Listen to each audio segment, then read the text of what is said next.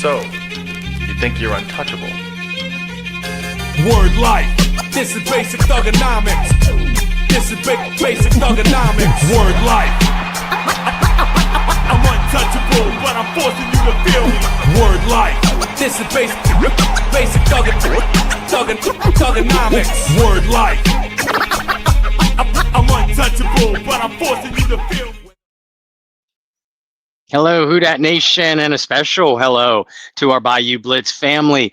As we sit here and record this, our final draft predictions through the Bayou Blitz, we are less than 24 hours away from the 2025 NFL Draft, and we'll talk about all that and more during this broadcast. Preview our live draft-a-thon. So I hope you all are going to join us for that. Hopefully as long as possible, and hopefully more than once over the 3-day draft-a-thon that we're going to do. And with that, I am your currently upright host of the Bayou Blitz, Bob Rose. Joining me is your other currently upright host, Brendan Boylan. Brendan, are you in shape for the draft-a-thon this year? No, I never am. There have been some years, like I've been very surprised that we've got through it as well as we have.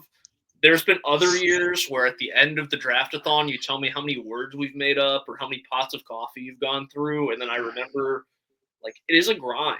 And honestly, the first 2 days are more of a grind because I think a lot of people are kind of on edge, whether it be the fan base, whether it be us just trying to keep up with all of the rumors that we're hearing while we're live and while we're producing and recording a show.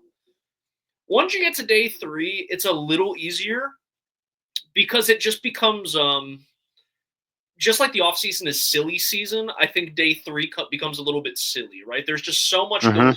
There's a ton of trades. You can't keep up anyway. So you take the piece of paper, you crumple it up, you yell Kobe, and you just let it fly. So day 3 is a little bit more fun. Those first 2 days can be a lot. And the ones that stick out in my mind, particularly the Peyton Turner draft sticks out because no one saw that coming. Yeah.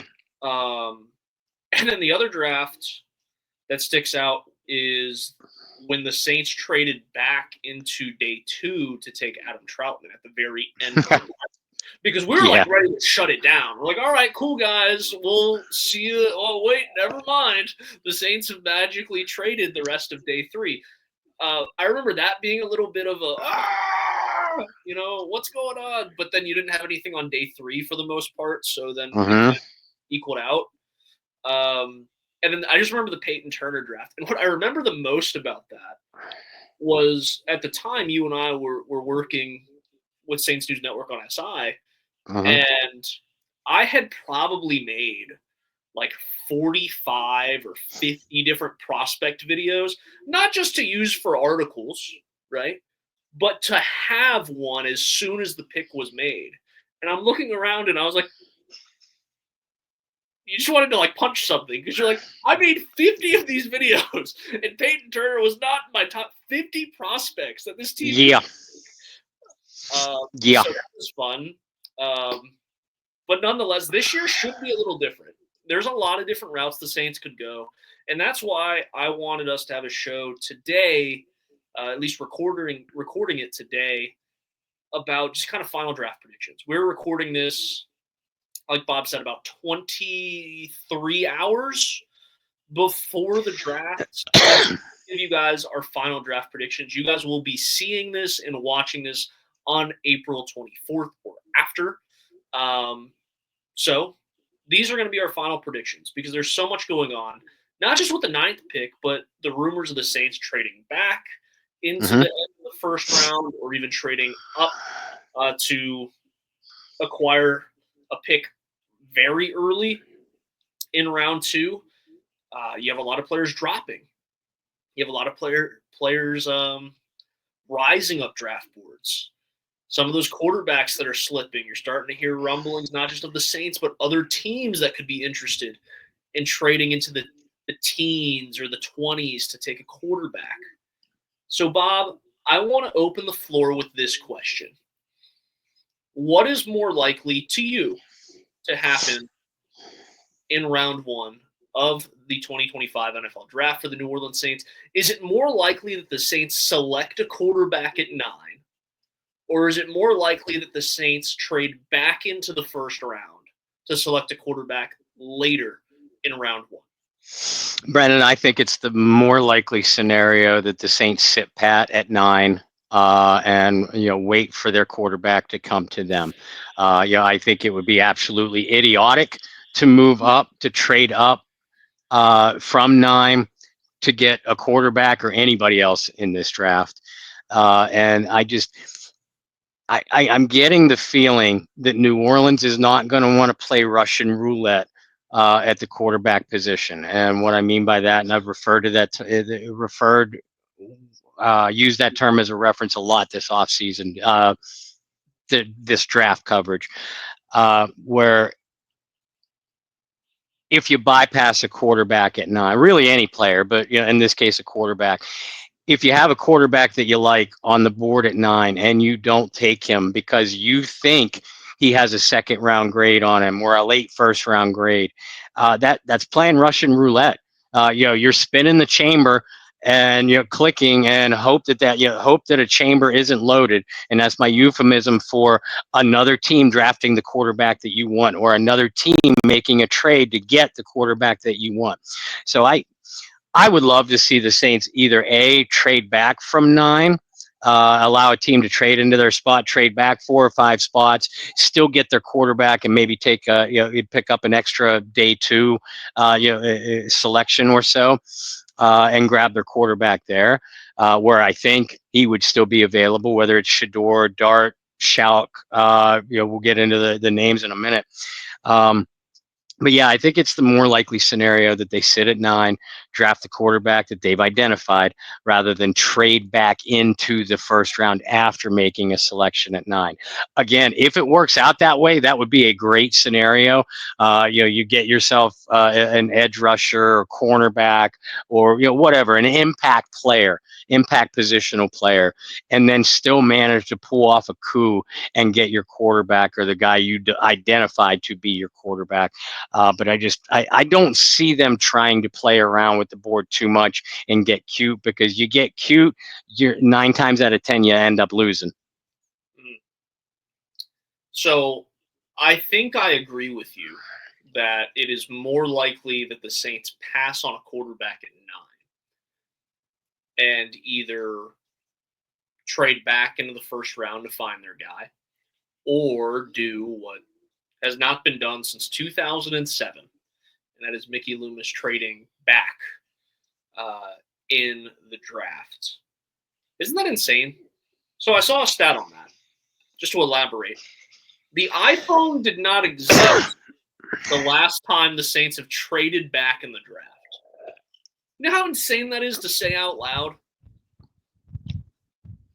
That is also followed with, we were just talking about this before we got on the air, the Saints haven't selected a quarterback in rounds 1 or 2 since Archie Manning, which is now 53 years ago.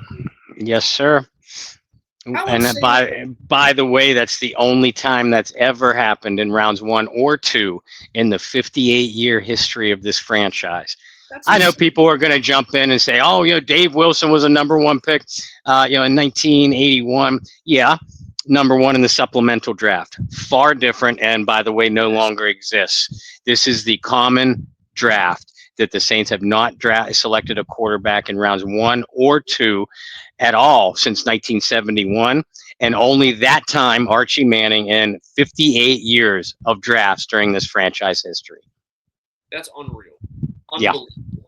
Unbelievable. So both those stats, truly unbelievable. Bob, there's been a lot of talk about quarterbacks, obviously, but 2 names consistently come up. And actually, if you go back and listen to our podcast from the time we're recording about 2 or 3 weeks before, I had mentioned that it was not going to be Cam Ward and Shador Sanders, the quarterbacks that are tied together in this draft, that I felt it was going to be Shador and Jackson Dart. Those are going to be the names that kind of got tied together, and those careers would always be compared to each other. Every draft has those.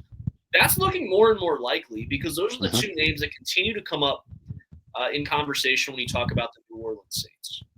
Now, the Shedeur talk has sizzled down a little bit. Not as hot as it was just a few weeks ago. Though Marcus Spears was essentially standing on a table this week during one of the ESPN shows talking about how the Saints should take Shedeur. And we know our guy Tyrone Hughes really would love the Saints to take Shedeur as well. Absolutely. But as those conversations have sizzled down a little bit, the rising name on not just the Saints board, but I think a lot of people's boards has been Jackson Dart. Now, Jackson Dart, as of late, has got a lot of comparisons to Jalen Hurts. Dart has said he models his game after Hurts. We just saw what Hurts was able to do with Kellen Moore, Philadelphia Eagles.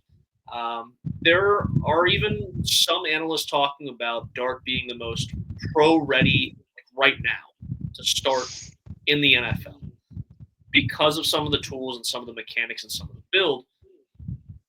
But we also see that, well, look, Shedeur has the highest ceiling of any quarterback in this draft. I think if you were to poll, it's one of those, 9 out of 10 doctors recommend. It would be the same thing. 9 out of 10, draft analysts would probably tell you something similar, that Shedeur has one of the highest ceilings, if not the highest ceiling of any quarterback. So, Bob, another round of what's more likely? More likely that Shedeur ends up in the black and gold, more likely that Jackson Dart ends up in the black and gold, in the opinion of the coach. To me, it's more likely that Jackson Dart it becomes a New Orleans Saint for a couple reasons. I actually think Shedeur is going to come off the board. I think he's going to go to either Cleveland at 2 or the Giants at 3. That's just my feeling. That's different about everybody else's mock drafts right now. I know, but I mean, this is a pick that moves the needle media-wise. New York loves a good story. Cleveland needs a splash, and both teams need quarterbacks. Shedeur Sanders, by some, is considered the second best quarterback in this draft. You get the name recognition, like it or not, folks.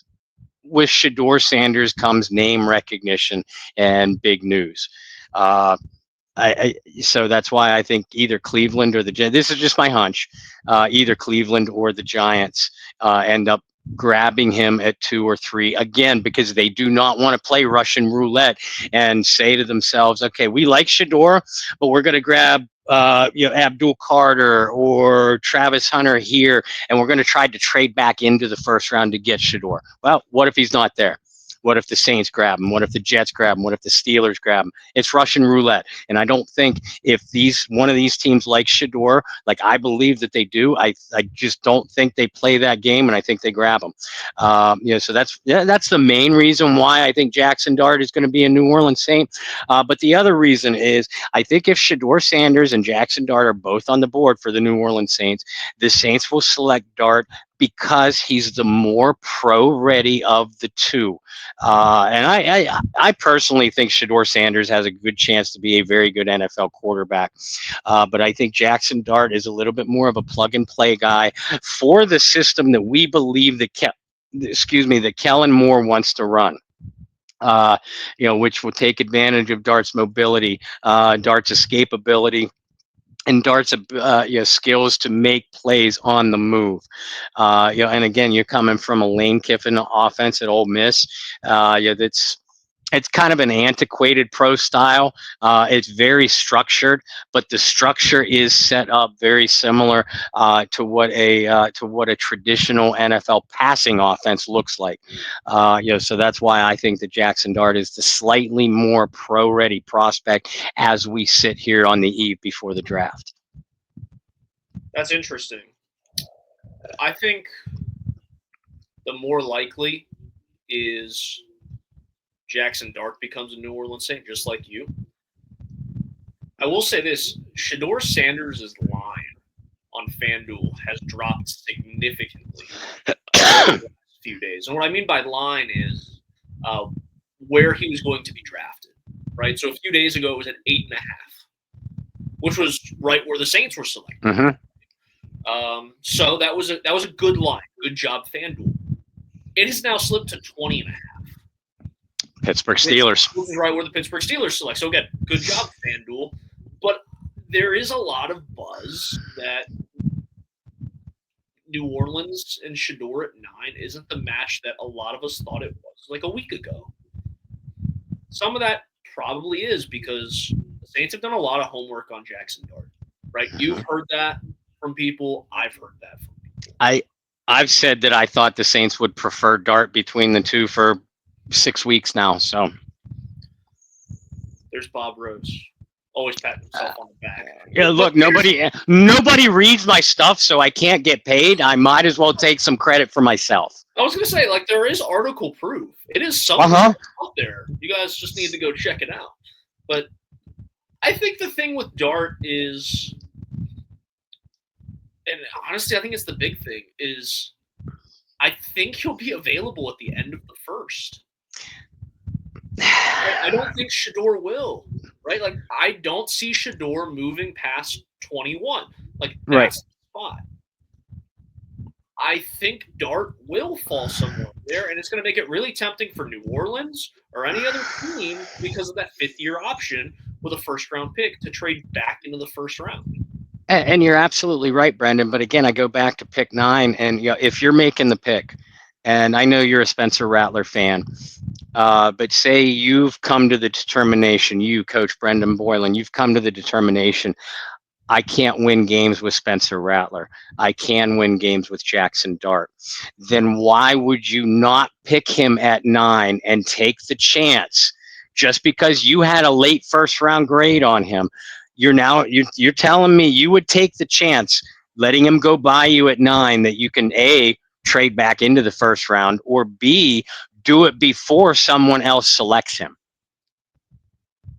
It would depend how much are you in love with him. Like you've said, if he's your guy, don't let him pass 9. But if you have a similar grade for Jackson Dart, Jalen Milroe, and some other guys, and you want to play Russian roulette, and you have a couple different options there, okay. Yeah, agreed. But it depends, how much do you love the kid, right? That's where it's going to get interesting. Is if the Saints don't go quarterback at 9, it's going to be once Shador's off the board or once Dart's off the board. Mm-hmm. Right? Whoever the next quarterback to go is the next guy. And then you're going to see teams immediately going to these little devices, their cell phones, and they're going to start making calls, right? Yep. And they're going to try to trade up and get into a position to draft whatever quarterback they like that's still on the board. That's going to be the story to watch throughout night 1. And like I said, for you guys that like to turn it off early and go to bed and get sleep, like most of us do, I would encourage you to stay through the end of the first round, because if it does play the way that I think it's going to play, and Shador gets selected by the Steelers at 21, and Dart's still on the board after that, like I said, that fifth-year option for a quarterback, as you know, Bob, and as we've talked about every single draft-a-thon we've done over the years, is so vital. There is going to be a team that trades back in the first to get a Jackson Dart or a Milroe or whoever. So you're telling me you only expect Cam Ward to be drafted at quarterback out of the first 9 selections, because Chicago at 10 we know isn't going to draft a quarterback, right? And then you're predicting that the Pittsburgh Steelers will be the next one at 21 to pick a quarterback, that being Shador Sanders or Jackson Dub, or they get aggressive and move up. Okay, and see, and that if that plays out that way, that makes for a whole lot more drama in the first round, because everybody is always uber focused on the quarterback position. The way I see it playing out adds a far less quarterback drama, because I've said that Shador comes off the board at 2 or 3, and if that happens, the Saints would almost sure in my head to be picking Jackson Dart to get their own quarterback at 9. So you got 3 quarterbacks in the top 10 with my scenario. Yeah. So we're completely opposite there. Completely opposite. Now, again, if you're making the pick and Shador does come off the board at 2 or 3 and you're the Saints and you're sitting there and you have Jackson Dart rated higher, just for argument's sake, higher than McCord, higher than Shuck, higher than Milrow. Jackson Dart is your next best quarterback on the board. Since Shador's gone, do you now pull the trigger at 9 if you're the Saints? Yeah. I mean, if he's that much higher than everybody else on your board, sure. That makes a lot of sense. And like I said, a lot of this is going to end up playing, and we'll hear from Kellen Moore, regardless of what quarterback they take, because I do think they take a quarterback at some point in the draft. It's going to be, hey, Kellen, how much did you love this kid? Like somebody's going to ask, Kellen, was this the plan all along? And he's going to say, yes, it was the plan all along, and I really loved it, and this and that.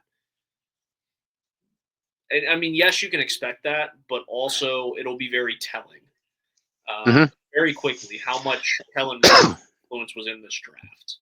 And it'll also be a very good indicator of how Kellen Moore and this coaching staff feels about Spencer Rattler. Yes. If the Saints don't draft a quarterback at all in the first round and maybe even bypass one in the second round, then that tells us very simply that they believe that they can win with Spencer Rattler now, that he's a good enough quarterback to fit what they want to do. And basically, I think Kellen Moore and the offensive coaches are scouting Spencer Rattler just like they are the rest of the quarterbacks in this class. And they are grading him exactly like that. What quarterback can we win with now? Do we like Jackson Dart more than Spencer Rattler? Do we like Shador Sanders more than Spencer? They're being compared to Spencer Rattler. These rookies are not just each other. And I think it's going to be a very good indicator of, if the Saints do not draft a quarterback in the first 2 rounds, that tells us not that Derek Carr is going to be healthy to play the season, but that they believe in Spencer Rattler, at least to a degree. As someone who really likes what Spencer Rattler has put on tape and the prospect of what Spencer Rattler can become, potential is the scariest word in sports. Around the potential that Spencer Rattler has, I think it would be ludicrous to believe that a 5th round pick who went 0-6 as a starter a year ago can be the guy that gets you over. Now, for those agenda people out there, I haven't forgot about you guys. If the intention is to like tank the season away, okay, great. But Bob's already rolling his eyes, and we have plenty of time to talk about the Arch Manning thing. But I'm going to go back to this, and Bob will agree with me. Great numbers in high school, has had some flashes at the college level. But flashes are not good enough to get you drafted number 1 overall. Now, I've seen one-season people get drafted very high. I think Mitch Trubisky, I think Mark Sanchez, as full-season guys. We haven't seen more than he made 1 start, 2 starts in his career and struggled? Anyway, enough of the kid from Texas for now. It'll be a fun conversation throughout next year and next year's draft cycle, especially if the Saints don't take a quarterback. All right, Bob, let's wrap it up because, unfortunately, this whole show is going to be quarterbacks. Tomorrow, or by the time you guys are watching this, the 24th of April will all be quarterback. That whole first round. It's not going to matter if the Saints if like a guy like Mason Graham falls on the Saints' lap at 9, we're not going to be talking about that. It's going to be quarterback. So, anyway, I want your final prediction on what you think will happen. I'm going to cheat, and I'm going to give 2, so I'll let you give 2 as well. I'm going to say realistic prediction, and then give me your dream prediction on what the Saints do. realistically, what I think is going to happen is that Jackson Dart is going to be drafted by the New Orleans Saints at 9th overall. And then the Saints will try to address their other glaring needs, many of them through day 2. Yes, 1 in the second round, 2 in the third, couple in the fourth. They'll try to address their other needs through there, but they need to get quarterback checked off the box, and I believe it's going to be Jackson Dart. By the way, and I want you to do this too, Brendan, if they go another direction with their first round choice, with their first round choice, I do think it's going to be edge rusher, and I'm getting the feeling that it would be Mykel Williams, who's been gathering steam for the Saints over the last couple days. By the way, I'll pat myself on the back again. In late February, I did my first 7-round mock draft with the Saints going at number 9 overall. Mykel Williams. So yeah, I think that's the player to watch, or edge rusher in general, if the Saints do not go quarterback. But yeah, realistically, I think they go quarterback at 9. I think it's going to be Jackson Dart. Dream scenario would be somebody wants the Saints pick at number 9 for a position other than a quarterback. Say it's someone like, and I'm just spitballing here, Dallas at 12 or Indianapolis at 14, because they want Ashton Genty, who slipped a little bit. So they offer the Saints a second round choice. Yeah, they swap first rounders. They offer the Saints a second round choice and either say a 4th this year or a 3rd next year. Allows the Saints to pick up draft capital, move back a little bit. Jackson Dart is still on the board. The Saints get their quarterback, and they pick up an extra day 2 pick in the process, where I think this draft is the strongest. That, to me, is the dream scenario. Realistic is the Saints play very aggressive, and they take a guy like McMillan at 9 to get that big body wideout, because Kellen Moore has a lot of influence and says, this is what I want to do. Very much so. And then they find a trade partner, and they trade this year's first, this year's second, and one of their thirds to move back into the first round and take Jackson Dart, who slipped. I said realistic because Mickey Loomis is on crack sometimes. And that's why I said that. Yeah.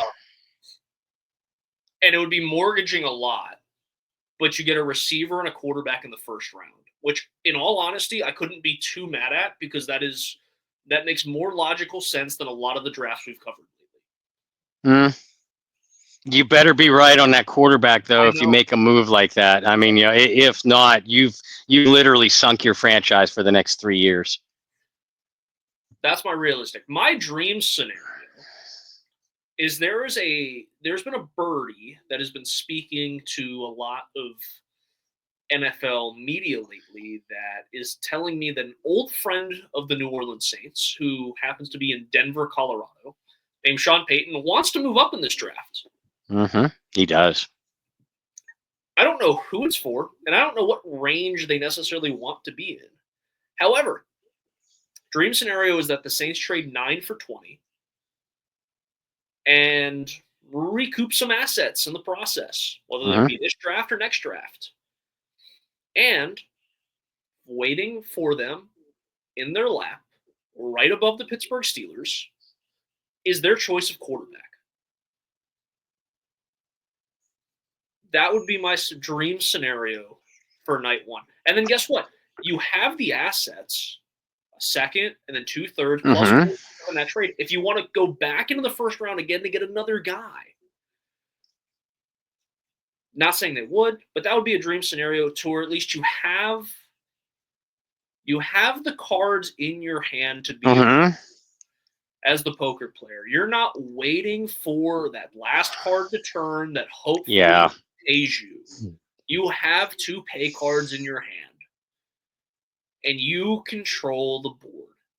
So our dream scenario is similar, very similar, eerily similar. Do something you haven't done since the iPhone was invented. Trade. I know. Now, none of that works out, but the Saints throw a curveball, at least according to my predictions, and they go another player rather than quarterback at 9. Okay. Who do you see? Do you get the sense it's a specific player or two or a specific position? I kind of teased it with McMillan in a realistic You situation. You did. But I think McMillan would make sense. He's been a guy that's kind of been all over mocks lately too. I honestly think this is one of the toughest drafts to mock lately. Yeah. Right? There's just a lot of guys that have just flown around. It's like, what is the true grade of this guy?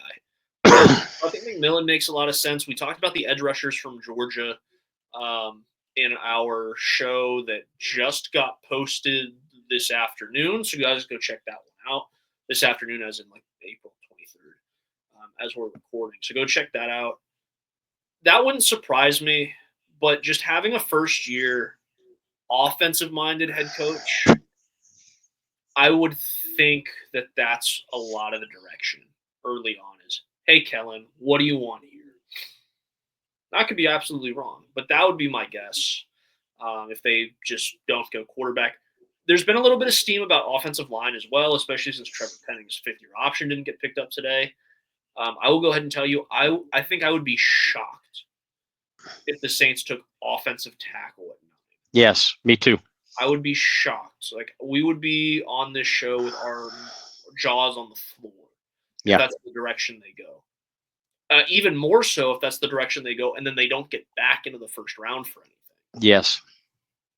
So I think this is, like I said, I think this is a perfect opportunity for the Saints to put themselves in a position where they're not relying on something else to happen. We'll see if Mickey Loomis agrees. Like I said earlier, there have been a lot of times where Mickey Loomis has made 0 sense in the draft process. There have been times he's knocked it out of the park, right?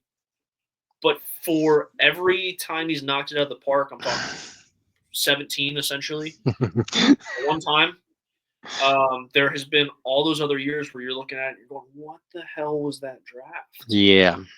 You know, or you have guys that you did draft that end up playing really well somewhere else, or at least getting an opportunity somewhere else. So ultimately, I guess we'll see what happens for the 2025 NFL draft. I think this is one of the most nervous I've been for a draft. I just want to get it over with, man. You want to get it over with. Like I said, I'm nervous because kind of what you said is if you mess this up, you could doom this team for another however many years. Which would be very frustrating for everybody involved. But with that, Bob, you're going to have some articles come out. By the time people are watching this, there's plenty of draft content to read up that you wrote. So where can people follow you, follow your work, and then, of course, follow us for our – is this our fifth draft-a-thon? Fifth draft-a-thon? Fifth or sixth. 5th or 6th? I don't think we did 19 together.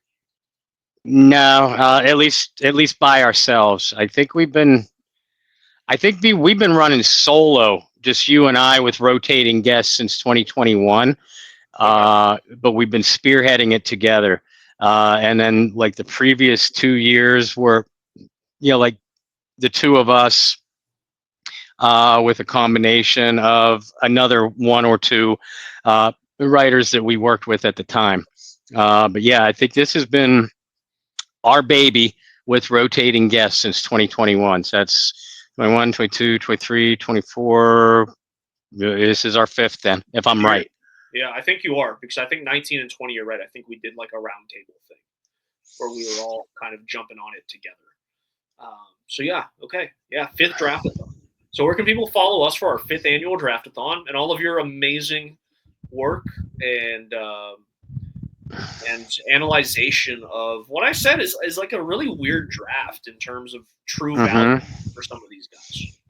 Yeah, and I've been all over the place as much as I can anyway, with publishing my draft profiles, trying to focus on, this Saint specific needs, but also not just early round picks, potential late three guys,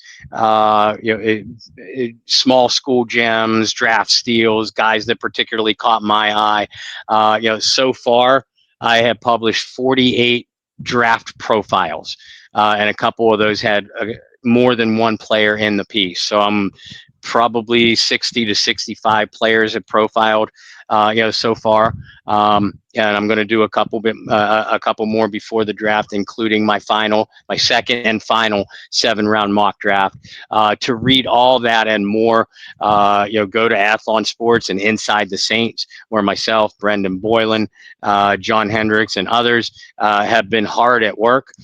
So please read those, share them, retweet them, whatever you got to do to get us more exposure, please. And I also post the pieces on my own personal social media, which is Bob Rose on Facebook, at Bobby R 2613. And folks, we've been teasing the draftathon for weeks now. Make sure you do join us. Brendan and I are going to be live for all 3 days, bell to bell, whistle to whistle, on all 3 days of draft coverage live. We're going to have guests in and out. Jim Everett is going to join us at some point. Tyrone Hughes won't be available for round one with us, but he's going to pop in and out. A couple other former Saints. Alan Ulrich is going to be with us for sure through round one, going to be in and out through days 2 and 3 as well as I'm hoping to get appearances from Eric Asher and Jordy Haltberg, both of whom do such great radio shows, in the New Orleans and the Gulf Coast region. So yeah, Brendan and I are going to be with you for the duration, but we're going to have a rotating panel of guests too, and that's what makes it even more fun. So make sure that you do that. Watch it through the Bayou Blitz YouTube page, and we're also going to be setting links up on the Bayou Blitz Facebook page as well. The other reason we have other people come in is because over the course of like 12 hours or more of draft coverage, I think you guys would get really bored just hearing us bicker back and forth. Just throwing that out there. You have to have some star power names because people just be like, do I really want to hear Brendan and Bob talk again? This is the 3rd straight day. Or somebody's wife comes in and is like, honey, you've been listening to the same 2 dudes chat for are you okay? Do we need to have an intervention? We really appreciate you guys, Yes, we do. Like I said, 5th draftathon. This is like, we're getting close to like 200 podcasts since we kind of took this on, just the 2 of us, a few years ago. And being able to do more stuff like this, having our own YouTube channel and being able to bring some fun stuff to you guys has been a joy and a blast. You can follow me virtually everywhere at BT Boylan. You can follow my work with Athlon Sports Inside the Saints. I'll have a couple pieces out for you guys tomorrow, including what the sports books are saying about some of your favorite prospects and where they may land. So make sure you check that out.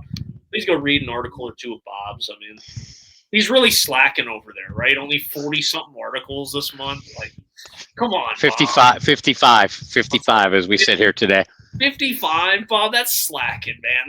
That's like, it's almost like 3 a day or 2.5 a day. I mean, come on. I thought you were a machine pumping out at least 7. Guys, go read his work. It's incredible. Thank you. I'm so fortunate to be able to work with Bob this year. Hopefully for many, Thank you. many more. So yeah, Draftathon live at 7:30 Eastern, 30 minutes before the draft officially opens on the 24th of April. We thank you guys so much for tuning in for our final draft predictions. Excited to see you guys tomorrow night, or by the time you're watching this, later tonight. So as we continue to work space and time, that's Bob Rose. I'm Brendan Boylan. We will see you guys at 7:30 on April 24th. Good night.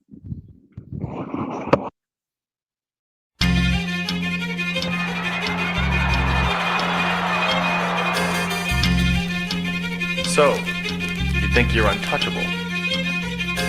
Word life. This is basic thugonomics. This is basic thugonomics. Word life. I'm untouchable, but I'm forcing you to feel me. Word life. This is basic thugonomics. Word life. I'm untouchable, but I'm forcing you to feel me.